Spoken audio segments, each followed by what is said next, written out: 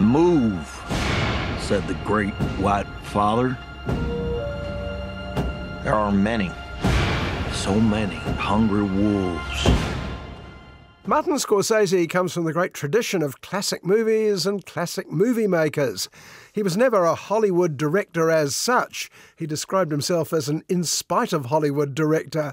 But he was steeped in the films of David Lean, Federico Fellini, Kubrick and Kurosawa, and the great westerns. Can you find the wolves in this picture?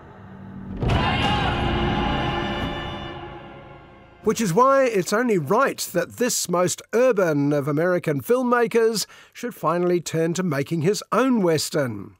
When Scorsese was asked why make something as risky as Killers of the Flower Moon, he said, "At my age, why wouldn't I take a risk?" It's real complicated. Sometimes you got to do one thing even though you mean to do another thing. But I'm not in any kind of trouble at all. None at all. And the risk entailed reshaping what could have been a straightforward whodunit. As Marty says, it's more a who didn't do it. Killers of the Flower Moon opens on Ernest Burkhart, Leonardo DiCaprio, returning home from World War I.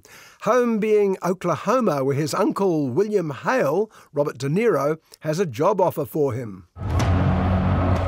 Well, well, well, our war hero has arrived. You made a good choice coming back here. Osage are the finest, wealthiest, and most beautiful people on God's earth.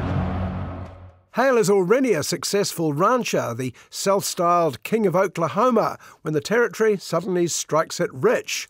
And the luckiest people in the state are the owners of the land, the Osage tribe. Suddenly, oil wells are springing up all over the territory, all owned by the Osage. The Osage, they have the worst land possible. But they outsmarted everybody. The land had oil on it. Black gold. Oil, like gold, is a signal for chancers and opportunists from all over the country to try their luck, including Ernest, of course. With no particular skills, he takes a job as a driver for hire, and one of the people he drives is a wealthy Osage woman called Molly. What was that? Shomikasi. That's how you are. I don't know what you said, but it must have been Indian for handsome devil. As his uncle says, that's a shortcut to wealth. Marry an Osage heiress.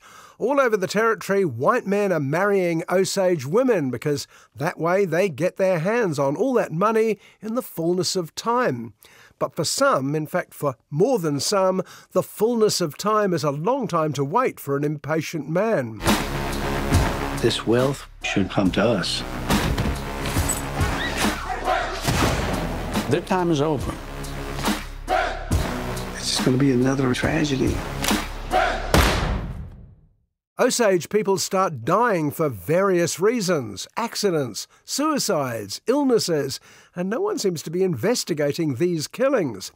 They're tragedies, shrugs William Hale, but that's what happens when people find themselves with more money than they can handle.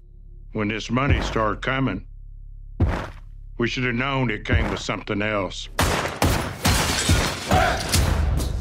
They're like buzzards circling our people. And while it's clear the shiftless Ernest is probably tied up in some robberies that are happening at the same time, he's too lazy to work for a living, he doesn't seem the type to go in for murder. Apart from anything, he's fallen in love with Molly. I need you here. I am right here. You've got to take back control of your home. Unlikely as it seems, he's not only married her, he seems to sincerely love her, and she him. Molly, played by a wonderful actress called Lily Gladstone, is the sad beating heart of Killers of the Flower Moon. Her accomplishment, and to be fair, the accomplishment of Martin Scorsese and Leo DiCaprio, is that she makes us believe her love for Ernest. Why did you come here?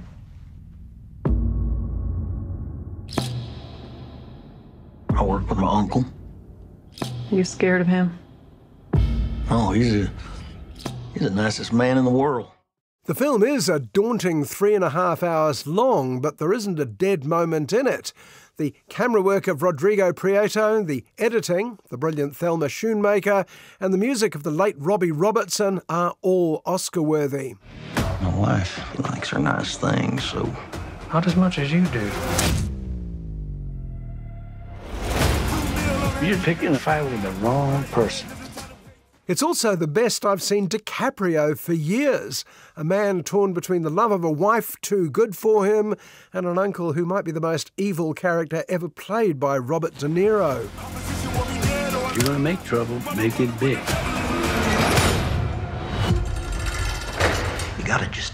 you gotta tell me what you told them. All of it, what you tell them. I told him all of it. All of it? The worst villains are the ones apparently cloaked in virtue. William Hale speaks fluent Osage. He's a regular visitor to tribal meetings, assuring them there's no need to call in outside help. But everyone knows who's behind the many killings, and eventually someone has the courage to do something. I was sent down from Washington, D.C. to see about these murders. See, what about him? See who's doing it.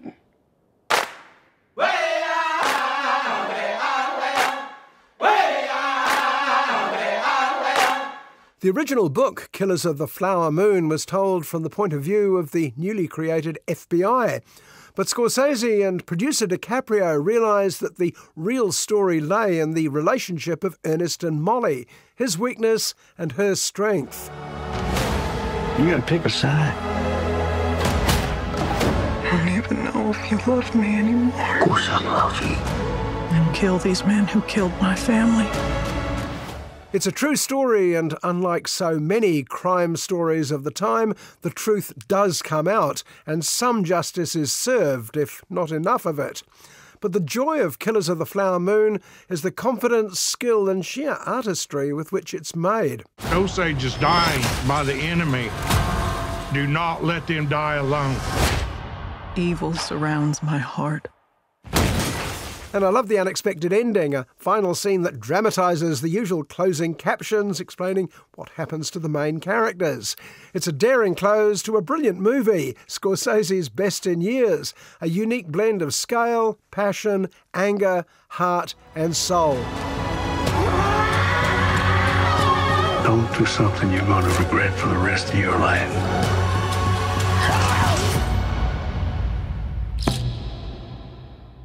I ain't got nothing but regret.